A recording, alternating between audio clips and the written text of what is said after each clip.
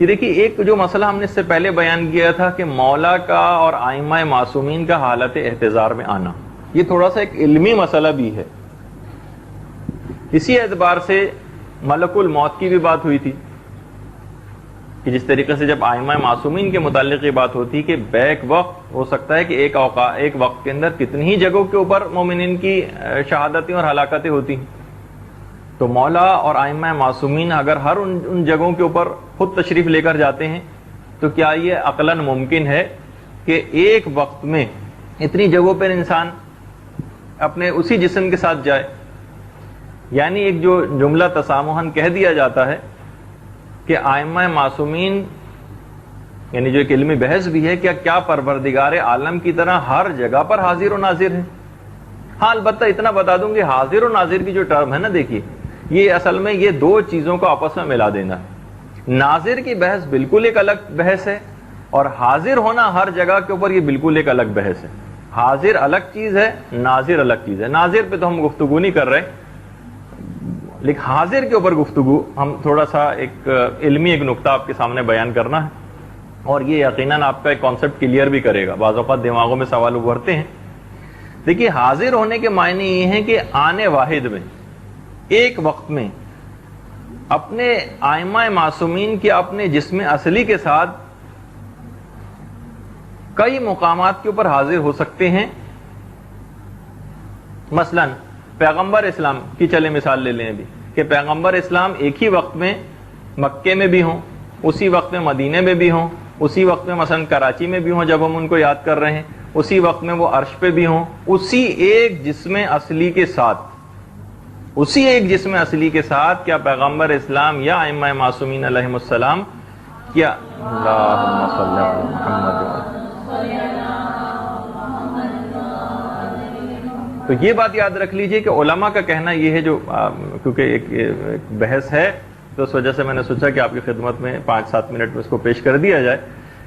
کہ جسم اصلی کے ساتھ تو یہ ایک وقت میں مختلف جگہوں کے اوپر حاضر نہیں ہو سکتے، یہ محال عقلی. ایک وقت میں مختلف جگہوں پر ایک ہی جسم کے ساتھ حاضر ہونا یہ محال عقلی. البتہ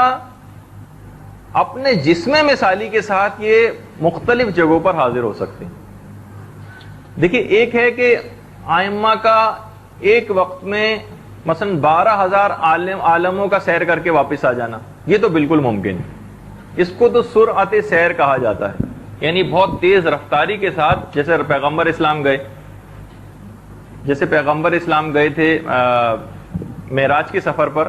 اور جب وہ وہاں سے واپس آئے تو وہ جو آپ روایت میں پڑھتی ہیں کہ وہ کنڈی بھی ہل رہی تھی اور پانی بھی ویسے ہی بہہ رہا تھا، اس کو سرعت سیر کہا جاتا ہے. یعنی پیغمبر اتنے زیادہ عالموں کا سفر بھی دیکھ کر آئے، اور کتنی تفصیل ہے معراج کے واقعے کی، اور اس کے باوجود بھی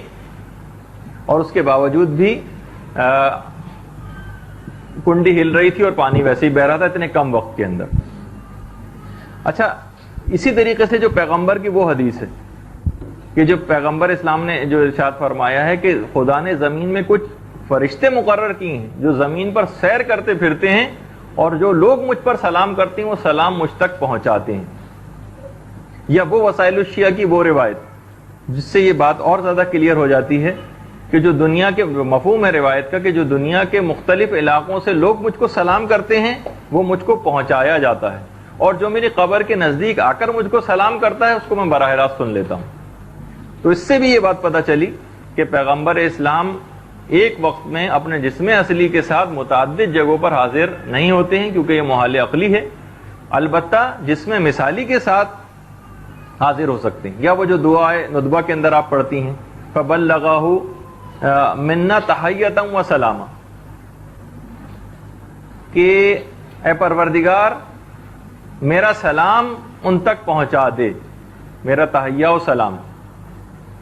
ان تک پہنچا دے. اس کا مطلب ہے کہ دور سے جو لوگ ہوتے ہیں ان کا سلام ائمہ معصومین تک پہنچایا جاتا ہے. تو بہرحال وہ جو ایک روایت بھی کچھ عرصے پہلے میں نے آپ کی خدمت میں پیش کی تھی کہ مثلا جو وہ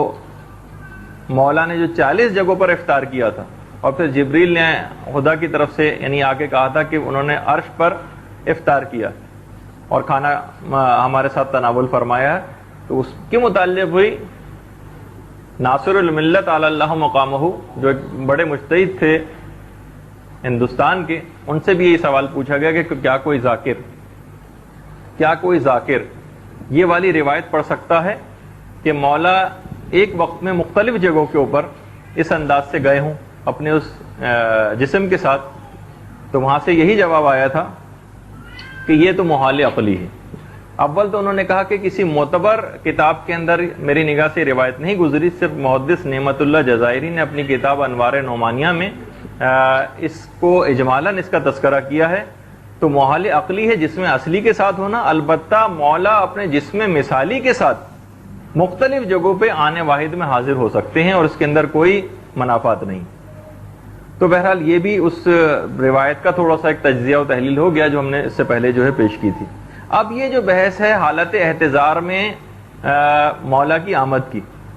اس سلسلے میں علماء کے کچھ نظریات ہیں۔ دیکھیے کیونکہ ذرا معاملہ اہم ہے، یہ بات بالکل کلیئر ہو جانی چاہیے، اور ہمارے تو عقائد کے اندر سے یہ چیز گویا شامل ہے، اور ہم اس بات کا انتظار کریں گے کہ ہمیں ائمہ کی زیارت نصیب ہو، اس وجہ سے یہ معاملہ ذرا کلیئر ہو جانا چاہیے۔ تو اس میں کچھ نظریات ہیں۔ پہلا نظریہ یہ ہے کہ دیکھیے یہ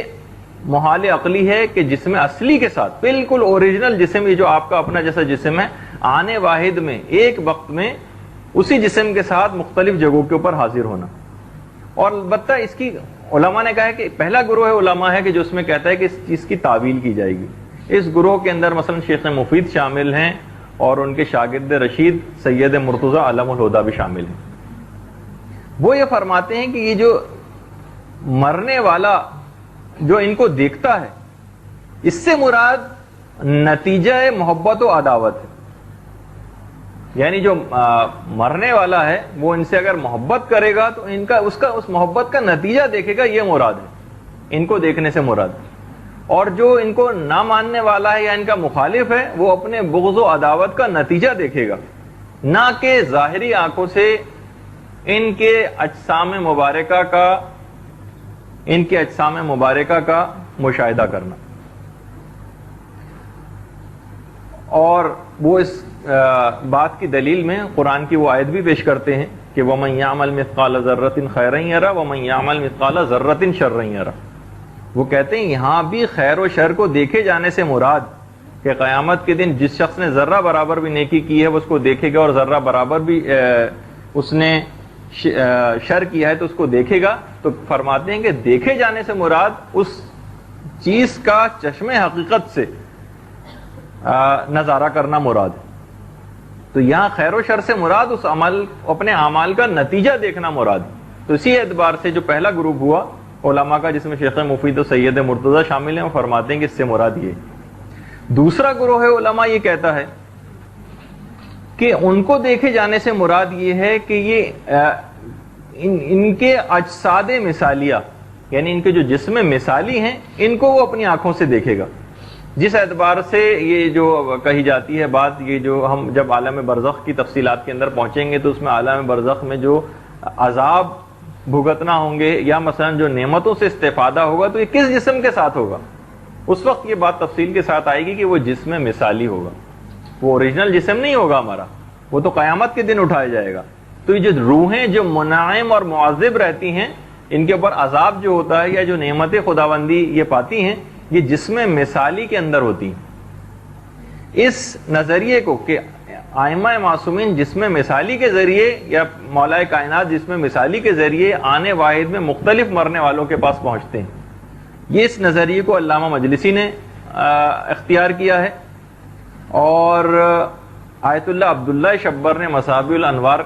کتاب کے اندر اس بات کو اختیار کیا ہے کہ یہ اپنے جسم اصلی کے ساتھ نہیں ہوتے بلکہ جسم مثالی کے ساتھ ہوتے ہیں۔ تیسرا نظریہ اس سلسلے میں یہ ہے کہ دیکھیے بہرحال یہ قدرت کاملہ سے یہ بات کوئی بعید نہیں ہے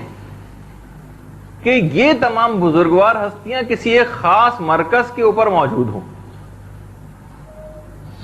اور مرنے والے کی بینائی اتنی زیادہ تیز پروردگار کر دے کہ وہ ان کا مشاہدہ کرے، ان کی زیارت کرے، یہ بھی ممکن کہہ کر اس قول کو نقل کیا۔ اور تفسیر صافی کے اندر امام حسن عسکری علیہ الصلوۃ والسلام سے بھی یہ روایت ہے.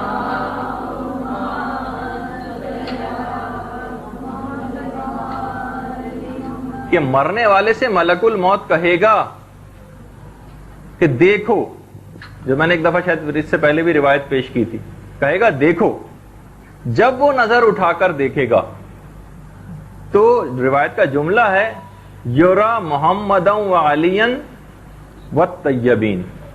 وہ پیغمبر اسلام، مولا کائنات اور ائمہ معصومین علیہ السلام کو دیکھ لے گا.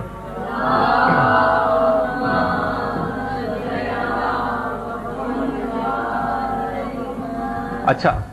روایت میں آگے چل کے یہ جملہ ملتا ہے جو کہ اعلی علیین پر تشریف فرما ہوں. یہ تیسرا نظریہ بنا. تیسرا نظریہ یہ بنا یعنی کہ اسی وقت وہ ان کو دیکھ لے گا، یعنی اس کی بینائی اتنی زیادہ قوی کر دی جائے گی کہ ہو سکتا ہے کہ یہ تمام بزرگوار ہستیاں کسی ایک خاص مرکز پر تشریف فرما ہوں اور ہر مرنے والا ان کو دیکھ لے. آج کل آپ کو پتا ہے نا کہ سائنس نے بھی بہرحال اتنی ترقی کر لی ہے کہ جو مانیٹر ہیں، جو کمپیوٹر کے سامنے اسکرین ہوتی ہے، اب تو پورے مانیٹر ہی ختم ہو گئے. صرف ایک ریز نکلتی ہیں اور ایک پوری ایک بیم بنا کے سامنے کی اسکرین سامنے آ جاتی ہے. آپ اس کے اندر انگلی بھی لے جا سکتی ہیں، ہاتھ بھی لے جا سکتی ہیں، کچھ ہوتا ہی نہیں اور پوری اسکرین سامنے ہوتی ہے. تو بہرحال یہ تین نظریات ہوئے. چوتھا نظریہ یہ ہے کہ جو محدث نعمت اللہ جزائری نے اختیار کیا، وہ فرماتے ہیں کہ پروردگار عالم نے ان ائمہ معصومین کی تماثیل خلق فرمائی، ان جیسے جسم رکھنے والی کچھ ہستیاں، یعنی جو ان کا جسم رکھتی تماثیل، اور فرمایا کہ جس طریقے سے اہل آسمان کے لیے مولا کائنات کی تمثیل کو خلق فرمایا گیا. وہ جو شب معراج کے اندر بھی ملتا ہے نا کہ پیغمبر اسلام نے جب دیکھا کہ مولا کائنات وہاں پر تشریف فرما ہیں اور بلکہ نماز پڑھ رہے ہیں، تو کہا کہ ان کو تو میں زمین پر چھوڑ کر آیا تھا، یہ آخر کس طریقے سے یہاں پر پہلے پہنچ گئے. تو جواب وہاں سے یہی آیا بارگاہ عزتی سے کہ ملائکہ کو علی سے شدید ترین جو محبت ہے اس کو دیکھ کر ان کے اطمینان کی خاطر علی کی تمثیل کو خلق کیا گیا ہے. اور جو خود شیخ کلینی نے امام جعفر صادق علیہ الصلوۃ والسلام سے جو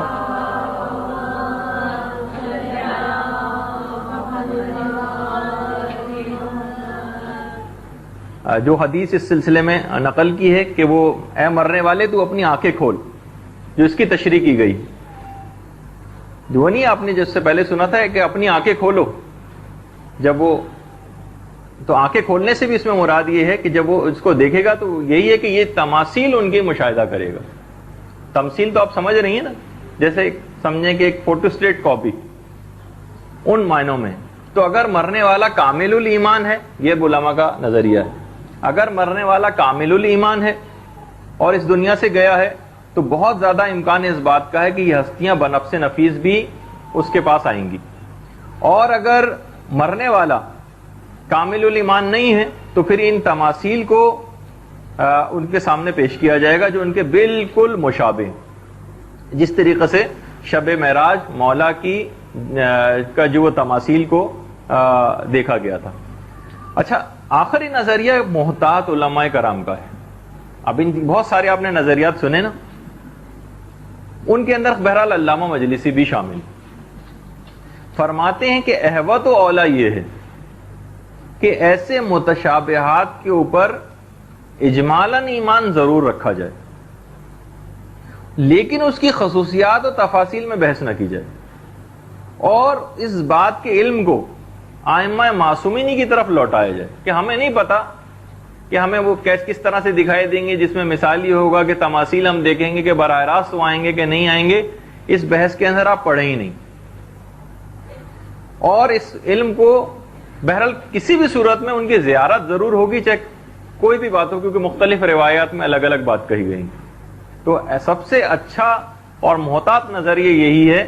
کہ اس کا اجمالاً اعتقاد ضرور رکھا جائے کہ ائمہ معصومین کو ہم دیکھیں گے، لیکن اس کی کیفیات اور تفاصیل کیا ہیں، کہ جس میں مثالی ہوگا، کہ جس میں اصلی ہوگا، کہ ان کی تمثیل ہوگی کہ کیا ہوگا، یہ ہم کو پتہ نہیں، اس کو ہمیں غور و فکر کرنے کی بھی کوئی ضرورت نہیں. اچھا جی، مقصد یہ ہے کہ مختصراً ہمیں اس بات کا علم ہمیں رکھنا چاہیے کہ ہمیں ائمہ معصومین کی زیارت نصیب ہوگی، لیکن وہ زیارت کیا جس میں اصلی کی زیارت ہوگی،